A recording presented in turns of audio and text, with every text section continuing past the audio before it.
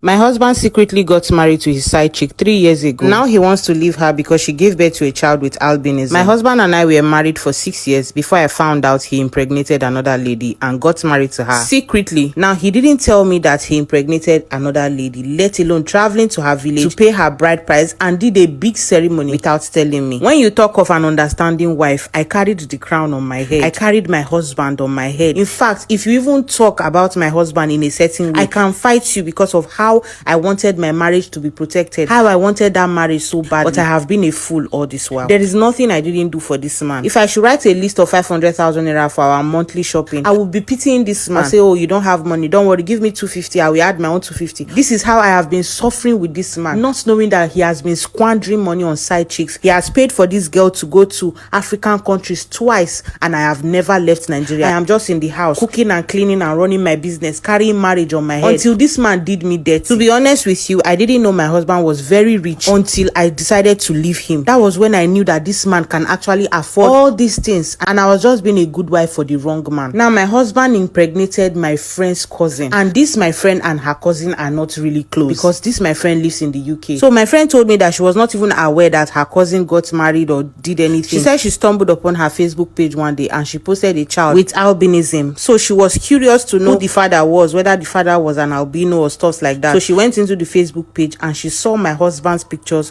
with this lady. So she took some screenshots and then she forwarded them to me and asking, is this not your husband? I'm like, yes, this is my husband. So she was like, go to this page and check for yourself. I think your husband is married to my cousin. I'm like, your cousin Asao, it must be AI. So I went to the page, I found out everything, that this man has been married to this girl and I didn't even know about it. I said, okay, no problem. I don't want to fight. I don't want to have headache. I cried, I won't lie. I cried. I started regretting my life. All the sacrifices I made for this man. I started crying. We have 2 beautiful kids together and he told me he was done having kids, and me too, I was okay with it, but he was not done having kids with another woman outside. I silently moved away from him. I took my children to my parents' house for the meantime until I got an apartment for myself. He didn't even know why I moved out. He was just asking questions until I sat him down to show him pictures and everything, and that was how we got separated. To be honest with you, I have been enjoying my life. If I don't want to stress with my kids, I take them to my parents' house. They will take them to school. If I like 1 month, they will take care of them. I am alone and I am enjoying my life, until this man had the audacity to send me a message that he is frustrated and he is tired. I should come and rescue him. That the child they gave birth to for him, he doesn't love the child. How can he be loving an albino child? And he was saying all sort of nonsense. And I was just asking God if God can just punish this man specifically for bringing that child into this life and deciding not to love the child. The way he is talking about this child, you would think as if the child is one poison. And if you see how beautiful this boy is, the boy is such a beautiful child. Maybe you can carry your gbola and be wandering up and down and be carrying side chick. Now you are giving birth to a child that you cannot love. He had the audacity to be telling me that I should come back to him.